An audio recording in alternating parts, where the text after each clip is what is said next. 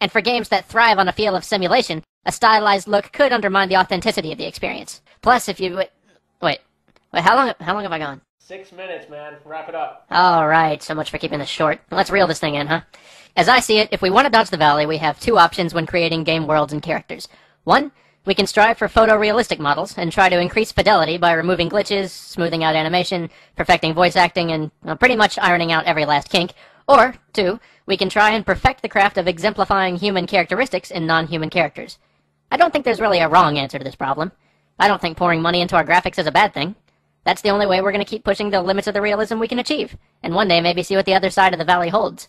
But it's important to remember that graphical fidelity does not equal human fidelity. The graphics whore in me is as eager as anybody to see the first believable photorealistic character in motion.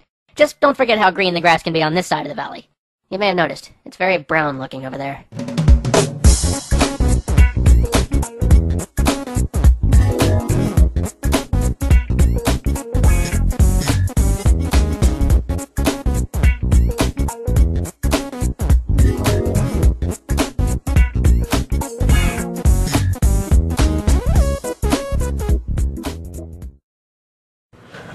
Yo, it's your boy Hip Hop Gamer, and I told y'all I was gonna have a sick surprise on the Hip Hop Gamer Show. If you don't know who this dude is, this is the infamous. Matter of fact, let me tell you like this, right? Who knows about Screw Attack? Alright? I know you guys know. Do y'all know? Alright, if you don't know, now you know. Yo, Craig from Screw Attack, what's going on, baby? How you feeling out there, man? What's up, man? How's it going today? Yo, it's crazy, man. I can't wait to get this interview started, man, so people can know what's going on, man. There's some special things going on in Screw Attack, man, and that's one of the things I wanted to ask you about. You know, like, what's the next big thing? You know, for Screw Attack, because I know you guys are making, you know, big moves all the time, so, and I'm always interested, so, you know, the fans are as well. So, you know, let us know what's going on. Yeah, man. Well, we have been so damn busy the last few months. Ever since I saw you out in Vegas, man, it's been crazy. We're getting ready to drop a bomb on the internet here in a couple of weeks. We have our brand new website. You know, the new Screw Attack is going to be dropping. I need to get you a code to get in on the beta, by the way, for that. Oh, hell yeah, hook me up, man. You know how we do, man. I'm telling you, this is what we all about, baby. That's right. Well, so the new site is going to be, it's you know, Screw Attack's all about community, and this is going to be community times a million. Essentially, the new motto of the site is we're making everybody the star, to where, you know, right now when you come to Screw Attack, you can see our videos, you can post a blog or something, but on the new Screw Attack, you're going to be able to post your videos, you're going to be able to do blogs, you're going to be able to do images. We're pretty much taking all the best stuff from YouTube, all the best stuff from MySpace, all the best stuff from Facebook, all the best stuff from Image Shack, all those sites, and bringing them into one, all for gamers, and all, you know, it's gonna be crazy. Wow! Hold up. Round of applause, man. Round of applause. That's gangster right there. One thing I want to say is thank you so much for being who you are in the position that you're in this industry, because just like in overall entertainment, people just seem to forget, you know, where they come from and once they get a little light. And you guys been grinding for so long. I mean, Game Trailers is a large site, and you guys help make that site what it is with your content. So it's a honor to be talking to you right now and having you on the show, man. And everybody that's watching this, respect this man and learn more about this man, because he's the truth. For real, yo. I appreciate it. Well, the thing is, you know, we've achieved a little bit of success online, and Game Trailers had a big part of that. You know, and it's really allowed a lot of people to see Screw Attack with it. The thing about it, though, is that we realized that we would not be in any position to be doing the things that we're doing. You know, we just opened up a game store. We do our game events, our SGC every summer. You know, our convention, and having an awesome website. We wouldn't be able to do any of that stuff if it wasn't for the community. And that's the one thing that we always remember,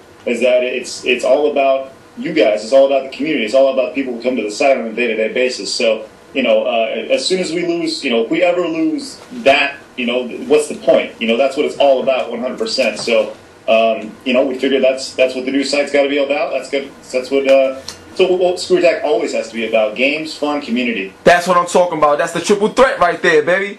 Alright, now, I want to ask you about this, right? The big deal right now is PlayStation 3 sales. Oh my god, man. And truthfully, I already knew it was going to happen, because I told people, if Sony would have came out day one with a $299 price, just like Xbox 360 did, because they had two SKUs as well, $299 and $399. If Sony would have did the same thing, a lot of the conversations that arguments that we having, we wouldn't have right now, because simply the brand name was too strong. You know what I mean? Because they was coming off the PS2, but obviously that didn't happen. It was priced out of the mass market, you know, competition race. So now, seeing these results, how do you feel about that, man? And also, do you feel PS3 can continue that momentum?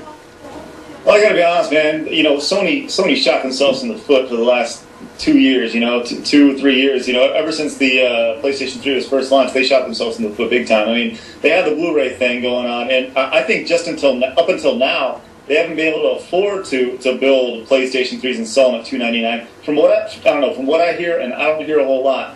You know, so may not be right, but from what I understand, they're actually losing money on every console they sell. So, you know, and that's what they're trying to do to get more people out there.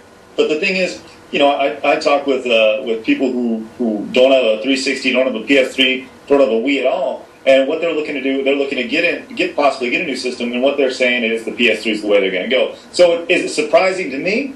You know, anytime there's such a dramatic price drop, you know, I think you're going to turn some heads. But you know, and while PlayStation 3 has this new look, it's slim, it's sleek, it's attractive, you know. 360 dropped their price, but it looks the exact same. It's still clunky, it's still big, it's still really noisy, you know. So I think, you know, Sony is doing some right things right now, but it all comes down to the games to me, you know. And people always get on us. We did a top 10 PlayStation 3 exclusives 2 years ago, and there was only 7 games on the list because there weren't, you know what I mean? So like, wow. I'm just saying, you know, it's like we put a movie in at number 6, you know, and we put Superman in it, you know, because I'm just saying there wasn't enough good exclusives out there, and that's what makes a console, you know. And but over the last couple of years, we've had Metal Gear Solid, and of course we got the Final Fantasy on the way out. You know, Uncharted 2 is incredible. Bingo, Uncharted, you know, make the way out. So a lot of things have changed in the last couple of years. So Sony has definitely recovered, but you know, I think it's they still got a long way to go. Can they keep the momentum? You know, possibly. It just comes down to what's going to happen in October, November, December this year, when people are really looking at it and saying, you know, it's a tough economy. Do I really want a video game system? And if so, which one do I want? Do I want the 360 or do I want the PS3? And one of the things that I think a lot of people aren't talking about, you know, is, you know, we always talk about the exclusives, and one of the biggest exclusives that nobody talks about is Xbox Live, because Xbox Live is so much more than the PlayStation Network is right now. It offers so much more, at least, you know, to the common person, you know.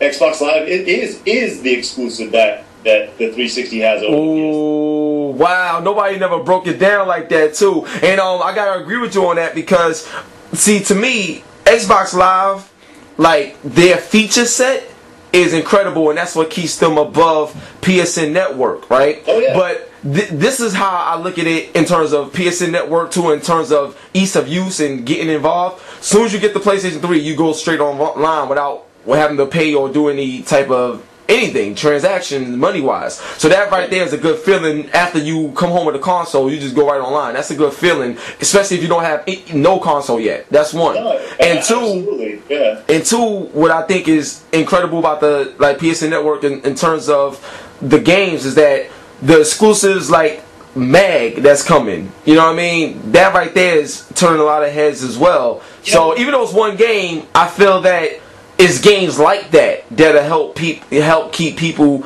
you know, enjoying their PSN Network, even though the features aren't as good as the 360s yet.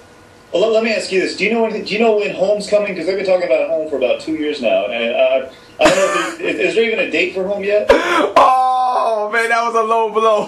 No, dude, I'm not trying to hate at all. I'm seriously asking, you know, because we've been hearing about Mag, we've been hearing about Home, we've been hearing about these things, and you know. When's it going to come? You know, like let me give you an example, and this is going to sound fanboyish or whatever, but I'm not trying to be. I'm just laying out facts.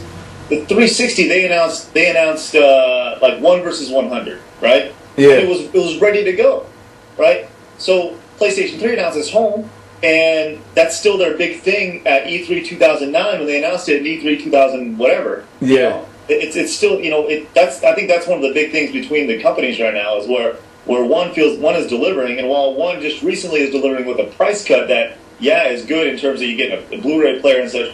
I think a lot of core gamers are looking at it and saying, okay, well, where is this stuff that you promised us? You know what I mean? Right. I see exactly what you mean. Like this like time around in consoles, you know, like Sony is playing a lot of catch up, but I feel right now they doing what they